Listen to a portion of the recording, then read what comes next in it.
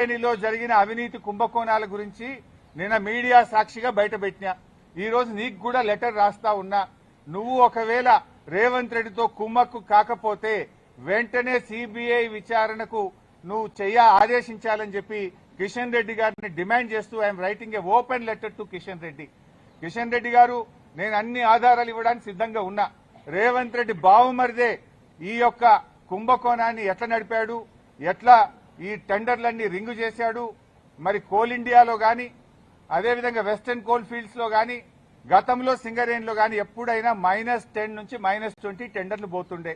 ఈ site visit certificate పెట్టిన తర్వాత మరి ఎవరెవరు టెండర్లు వేస్తున్నారో తెలిసి రేవంత్ రెడ్డి బావుమరిది ఆ కాంట్రాక్టర్లను బెదిరించి వాళ్ళు ఏ రకంగా ప్లస్ టెండర్లు ఆయన పొందిండు టెండరు, ఆయన ఎవరనుకుంటే వాళ్ళకి టెండర్ వస్తుంది, ఎవరనుకుంటే వాళ్ళకి సైట్ విజిట్ సర్టిఫికేట్ వస్తుంది. 9E బ్లాక్ ఒక్కటే రద్దు చేయడం కాదు, ఈ టెండర్లు రద్దు చేయాలి. దీని మీద సిబిఐ విచారణ జరపాలని నేను నిన్న డిమాండ్ చేసిన. ఇలా వ్రాతపూర్వకంగా కూడా కిషన్ రెడ్డి గారికి I'm writing A open letter. దీని మీద వెంటనే బీజేపీ స్పందించాలని, నిజానిజాలు బయటకు తీయాలని, ఈ దొంగల్ని అరెస్ట్ చేయాలని, ఈ అవినీతి సొమ్మును కక్కించాలని, ఈ రాష్ట్రానికి సింగరేణి కార్మికులకు జరుగుతున్న నష్టాన్ని మరి బయటకు తీయాలని చెప్పి మేము డిమాండ్ చేస్తా ఉన్నాం. ఎందుకంటే సింగరేణి డబ్బుతో రేవంత్ రెడ్డి ఫుట్బాల్ ఆడుతున్నాడు. 100 కోట్ల రూపాయల సింగరేణి డబ్బులను తన షోకుల కోసం ఖర్చు పెడుతుంటే ఎందుకు కిషన్ రెడ్డి గారు మౌనంగా ఉంటున్నారు, ఎందుకు బీజేపీ మౌనంగా ఉంటుందని కూడా నేను ప్రశ్నిస్తా ఉన్నా. అన్ని బయటకు రావాలంటే సిబిఐ విచారణ జరపాలని డిమాండ్ చేస్తున్నాం.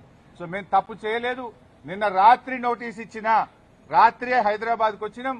ఈ రోజు న్యాయ వ్యవస్థ మీద గౌరవం ఉంది, చట్టాన్ని గౌరవిస్తాం కనుక వారు చెప్పిన సమయం ప్రకారం మేము హాజరవుతున్నాం.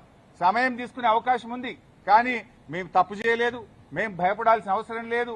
ఏ రకంగా కూడా ఈ కేసుతో మాకు సంబంధం లేదు. ఇది ఒక అక్రమ కేసు. కేవలం బురద జల్లాలని, రాజకీయాలను డైవర్ట్ చేయాలని, అటెన్షన్ డైవర్టేషన్ కోసం రేవంత్ రెడ్డి ఆడుతున్న ఒక సిల్లీ డ్రామా ఇది. రేవంత్ రెడ్డి రాజకీయాల కోసం చేస్తున్నటువంటి ఒక డ్రామా సీరియల్ లాంటిదే తప్ప ఇందులో ఎక్కడ కూడా నిజం లేదు. అందువల్ల మేము ఎక్కడ భయపడం. ఎన్నిసార్లు పిలిచినా వెళ్తాం, ఎక్కడికైనా వెళ్తాం. ఇప్పటికే హైకోర్టు, సుప్రీంకోర్టు ఈ ఫోన్ ట్యాపింగ్ కేసులో రేవంత్ రెడ్డి నన్ను ఇన్వాల్వ్ చేయాలని ఎన్ని ప్రయత్నాలు చేసినా హైకోర్టు కొట్టేసింది, సుప్రీంకోర్టు కొట్టేసింది. మళ్ళీ కొత్త డ్రామా పెట్టిండు. మాకు తెలుసు కేటీఆర్ గారిని ఎట్లా ఇబ్బంది పెట్టిందో మాకు తెలుసు. మా నాయకులందరినీ కూడా ఏ రకంగా ఇబ్బంది పెట్టినారో తెలుసు. నన్ను కూడా దాంట్లో భాగంగానే ఇబ్బంది పెడుతున్నావు. మీరెంత ఇబ్బంది పెట్టినా ఉద్యమించిన వాళ్ళం, తెలంగాణ సాధించిన వాళ్ళం. ఈ తెలంగాణ ప్రజలకు అన్యాయం జరిగితే మేము ఊరుకోము. ఈ తెలంగాణ ప్రజల పక్షాన నిన్ను ప్రశ్నిస్తూనే ఉంటాం. తెలంగాణ ప్రజలకు నువ్వు ఇచ్చిన హామీలు అమలయ్యేదాకా నిన్ను ప్రశ్నిస్తూనే ఉంటాం. మీ అవినీతి కుంభకోణాలు బయట పెడుతూనే ఉంటాం. నిన్ను వదిలిపెట్టే ప్రశ్నే లేదు. మాకు తెలుసు రేవంత్ రెడ్డి 3 రోజుల కిందనే స్క్రిప్ట్ వేసిపోయిండు. ఆయన వరుసగా నోటీసులు ఇవ్వాలని, ఆయన స్విట్జర్లాండ్ లో, ఆయన అమెరికాలో తిరిగొచ్చేదాకా ఈ సినిమా నడపాలి, ఈ నోటీసులు ఇవ్వాలి, వరుసగా నోటీసులు ఇవ్వాలి. రాజకీయాలు ఆయన ఉండలేడు కనుక దీని చుట్టూ తిప్పాలి.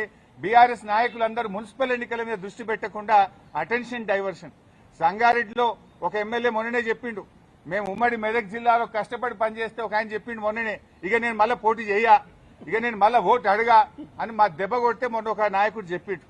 రేపు కూడా నువ్వు ఎన్ని డ్రామాలు చేసినా ఖచ్చితంగా మెజారిటీ మున్సిపాలిటీలు గెలుస్తాం, ప్రజలతో ఉంటాం. ప్రజల చేత నీకు తప్పకుండా ప్రజలే నీకు బుద్ధి చెప్తారు. మేము మాట్లాడుతున్నది నీ అవినీతి మీద బయట పెట్టినాం, దాని మీద సమాధానం చెప్పు. నీ 6 గ్యారెంటీల గురించి అడుగుతున్నాం, దాని మీదే సమాధానం చెప్పు. లేని సంబంధం